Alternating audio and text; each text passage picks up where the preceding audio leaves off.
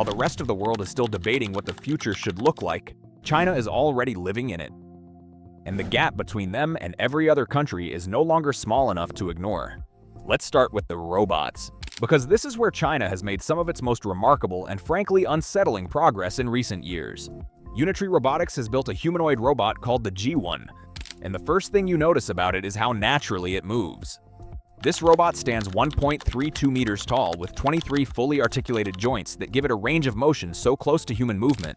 It can run, sit, carry objects, and perform complex coordinated physical tasks with a level of balance and spatial awareness that took years of engineering iterations to achieve. And it does all of this as a fully functional working machine. The part that matters most, though, is the price. The G1 costs $16,000, which sounds like a lot until you consider that comparable humanoid robots from other manufacturers around the world have historically cost hundreds of thousands of dollars, putting them firmly in the category of research tools rather than anything approaching real-world deployment. Unitree didn't stop at humanoids. Their four-legged robot, the Go-2, operates on an entirely different design philosophy and is in many ways even more impressive in practice. It weighs just 15 kilograms, moves at 2.5 meters per second across all kinds of surfaces, and can execute backflips, front flips, cartwheels, and adaptive rollovers while simultaneously processing its environment and navigating around obstacles in real time. The Go-2 responds to voice commands processed through GPT-based language technology, meaning you give it instructions in plain conversational language rather than through coded inputs or a control panel, and it understands what you mean and acts accordingly. Its 4D LiDAR sensor system delivers 360-degree environmental awareness with the ability to detect objects as close as 0.05 meters away, leaving it with almost no blind spots in any direction. At the 19th Asian Games in Hangzhou, Go-2 units were already deployed on the competition field, moving equipment between athletes and officials in front of a live crowd. These machines are also already in operational use with police and military units across multiple countries, which tells you everything about the confidence level in their reliability. Then there's a company called X-Robots, which is working at a completely different point on the spectrum.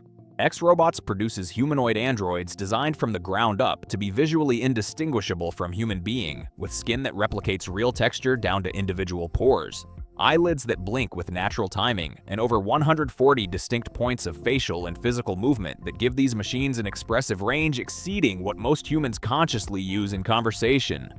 Each unit takes approximately 1 month to manufacture because of the precision required at every stage of the process. Each one costs around $280,000, which has not stopped the company from already producing more than 200 units and scaling to over 500 per year out of their main facility. Among their completed projects are robotic versions of Albert Einstein, 731 to 732, and many others, each programmed to hold detailed conversations about their lives, their work, and their ideas. And these robots are not sitting in storage. The company has also opened what is believed to be the first robot museum in the country, where the public walks in and holds real-time conversations with robot versions of historical figures, 001 to 010. This raises a question. When the manufacturing cost comes down, which it will as production scales, what happens to every profession and every industry that currently depends on human presence and human interaction as its foundation?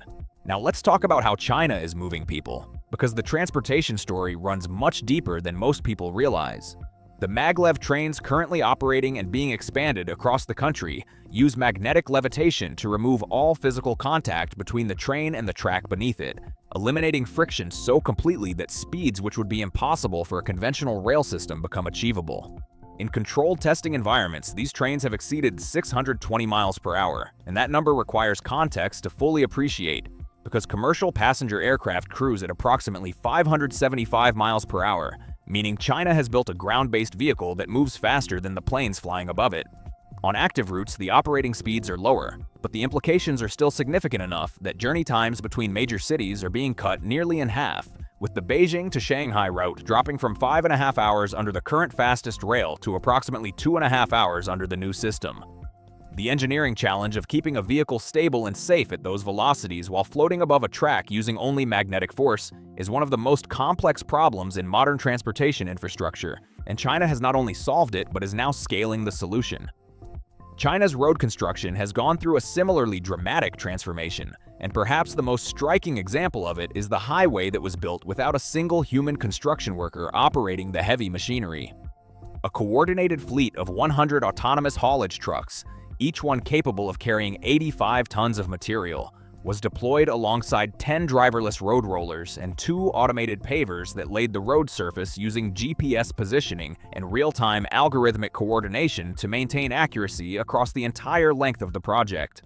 The machines ran continuously through temperatures as low as -40 degrees Celsius without the kind of interruptions, errors, or slowdowns that come with human-operated equipment working in those conditions, and the result was a completed highway built faster and more consistently than traditional methods would have allowed. China's stated target is to have 5,000 autonomous haulage trucks running across construction and logistics operations by the end of 2025, and given the pace at which they have been scaling every other technology on this list, there is no obvious reason to assume that target won't be reached. The cars deserve their own conversation because what China's automotive industry is producing right now has no real parallel anywhere else in the world. This year alone, 15 million new vehicles sold in China will come with autonomous driving built in as a standard feature, roughly 2 out of every 3 new cars, while most other countries are still working through the regulatory frameworks that would allow meaningful self-driving tests on public roads. The GUA01 is the standout. It is built around a genuine AI system called Simo that functions as a full conversational partner. You can stand 2 kilometers from your parked car, speak to it, and it navigates itself to you through live traffic powered by dual NVIDIA chips, 11 cameras, 12 ultrasonic sensors, and 5 radar systems working simultaneously. Then there is the Yangwang U8, which can spin 360 degrees on the spot 022 to 024.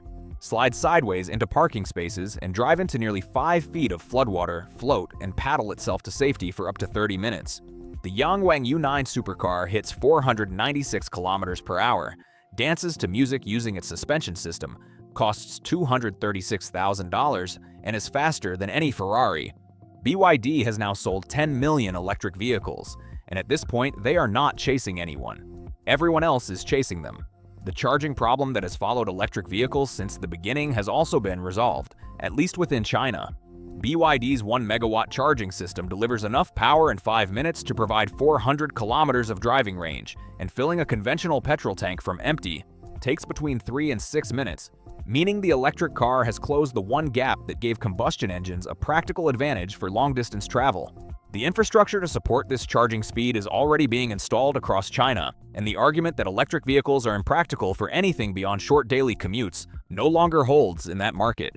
At 62 airports across China, 557 security and boarding channels now operate using facial recognition as the sole identification method, replacing the combination of physical documents, staff checks, and manual processing that every other major airport system still relies on. At Shanghai Hongqiao Airport, a passenger can arrive, check in, drop their luggage, clear security, and board their flight in 12 seconds from start to finish. Because the cameras handle identification at every stage automatically, and the passenger does nothing except keep walking. Beijing Capital Airport supports this with over 600 biometric checkpoints, 250 automated gates, and 80 self-service stations all running on the same recognition infrastructure. Beyond the airports, China has installed more than 200 million surveillance cameras nationally, 4 times the number deployed across the entire United States, and the Skynet network that connects them processes footage in real time, matching faces against criminal databases, tracking movement across public spaces, and flagging anomalies as they happen. Police officers in several cities wear AI-equipped helmets that scan crowds and return identification results simultaneously, and the system has been used to intercept wanted individuals in dense public spaces where manual identification would have been effectively impossible. Payments in China have moved past both cards and phones entirely. WeChat's Palm Pay reads the vein patterns inside a user's hand, which are unique to each person and harder to replicate than a fingerprint, completing the transaction faster than reaching into a pocket for a wallet. The error rate sits below 1 in a million transactions, and more than 1,500 retail locations already accept it, with adoption spreading through university campuses, public transit systems, and government service centers. The physical wallet, the bank card, and even the phone have all become optional in large parts of Chinese daily commerce. Chinese hospitals have integrated robotics at a depth that most countries haven't approached in pilot programs, let alone at operational scale. Automated blood draw systems locate veins and complete the procedure with a precision that meaningfully reduces failed attempts and patient discomfort. and medication delivery robots move through hospital corridors independently, collecting prescriptions from the pharmacy and routing them directly to the correct patient ward in minutes rather than the hours that overloaded nursing staff can take.